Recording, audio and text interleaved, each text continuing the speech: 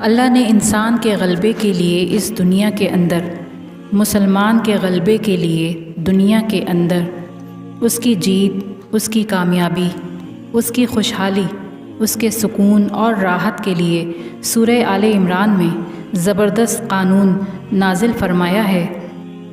اللہ فرماتے ہیں کہ نہ دہن کرو اور نہ ہی غم کرو، تم ہی غالب ہوگے اگر تم ایمان کے دعوے میں سچے ہو۔ دہن کو دور کرنے اور حزن کو دور کرنے کا نام ہے۔ دہن سے مراد علماء فرماتے ہیں جسمانی بیماری ہے۔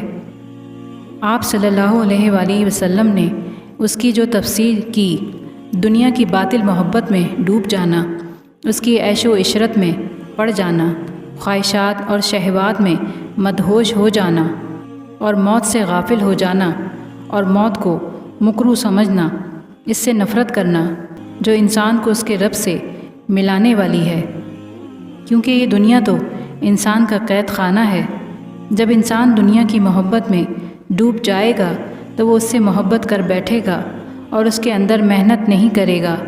اس لیے دہن کی بیماری کو دور کرنا، جسم کو کامل بنانا، جسم کو مضبوط بنانا، جسم کو منظم بنانا، اور جسم کی ان ساری چیزوں پر محنت کرنا جو انسان کی ذہنی اور جسمانی نشو و نما کے لیے ضروری ہے، اس کے ایمان کی بقا کے لیے ضروری ہے۔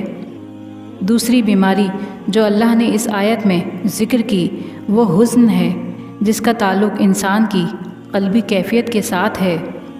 اگر انسان کے دل میں دنیا کا غم اور اس سے جڑا ہوا وہ خوف جو اللہ تعالیٰ نے قرآن کی بیشتر آیات میں بیان فرماتے ہیں، خوف اور غم مل کے جڑا ہوا ہوتا ہے، کیونکہ یہ غیر اللہ کا خوف ہے۔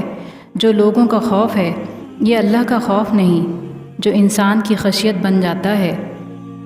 اللہ فرماتے ہیں کہ لوگوں سے مت ڈرو، اس دنیا کے چھن جانے سے مت ڈرو، عزتوں کے زوال سے مت ڈرو، مگر مجھ سے ڈرو۔ اللہ سے ڈرتا ہے، اللہ اسے دنیا کے اندر سکون، کامیابی اور غلبہ دیتا ہے۔ اس لیے دل کی بیماریوں سے آزاد ہو کے اللہ پر توکل، اس سے محبت، اس سے امید، جسم کو مضبوط کر کے دونوں کے مجموعے کے ساتھ ایمان کو کامل کرنے پر ہی اللہ فرماتے ہیں کہ تمہارا ہی غلبہ ہے، تم ہی غالب ہو گئے، تم ہی کامیاب ہو گئے۔